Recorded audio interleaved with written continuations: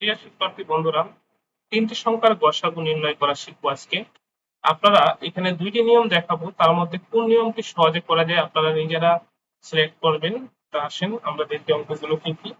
যেমন 4, 6 এবং 14, এর মধ্যে থেকে গসাগু নির্ণয়ের জন্য 4, 6 এবং 14, এর মধ্যে থেকে বড় দুইটি সংখ্যা হচ্ছে 14 এবং হচ্ছে 6, এদের গসাগুটা আমরা প্রথমে বের করব। গসাগু নির্ণয় করার জন্য আমরা বড় সংখ্যাটিকে দেখব 6 দ্বারা ভাগ করা যায় কিনা, নিঃশেষে বিভাজ্য হয় কিনা।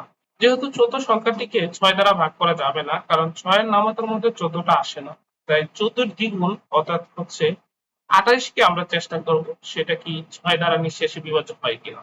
তাহলে 6 দ্বারা 28ও বিভাজ্য নয়, কারণ আমরা 6 এর নামতাটা যদি আমি দেখি 4 6 24, 5 6 30, অর্থাৎ 28 তার মাঝে পড়ে যায়।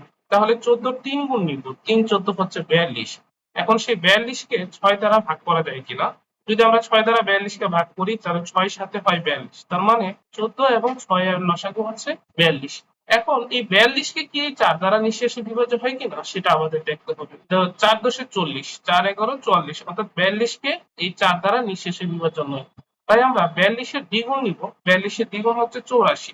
এখন এই সংখ্যাটিকে আমাদের কি 4 দ্বারা বিভাজ্য হয় কিনা। 4 দ্বারা যদি আমরা ভাগ করি, 4 দুগুণে 8 এবং 4 কে 4, অর্থাৎ 4 একুশে হয় 84।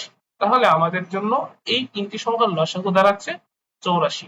এখন এটাকে আমরা সাধারণ যে আরেকটা নিয়ম আছে সেটা হচ্ছে 4, 6 এবং 14, এই তিনটা সংখ্যাকে আমরা যদি লসাগু করতে যাই প্রথমে 2 দিয়ে করব।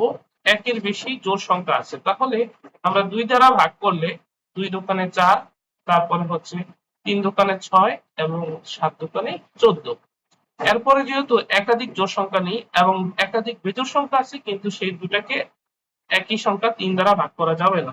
এবার আমরা এই সংখ্যাগুলোকে সবাইকে গুণ করে নেব, অর্থাৎ 2 গুণ 3 গুণ এখানে আরেকটা 2 আছে, 2 গুণ হচ্ছে 7।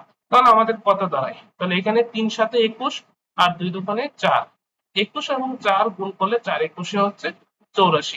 এখন এই দুইটা পদ্ধতির মধ্যে কোন পদ্ধতিটা সহজ সেটা আপনারা আমাকে কমেন্টে জানাবেন। তবে আমি মনে করি চাকরির ক্ষেত্রে শর্টকাটে করার জন্য এই নিয়মটা বেস্ট। অনেক সময় এই নিয়মটা দিয়ে তাড়াতাড়ি করা যায় এবং এই নিয়মটা করতে গেলে খাতার মধ্যে যথেষ্ট স্পেস প্রয়োজন পড়ে এবং সেখানে লিখে সেটা বের করাটা অনেক সময় একটু দেরি হয়। তো আপনাদের পছন্দনীয় নিয়ম কোনটা সেটা আমাকে জানাবেন। ধন্যবাদ।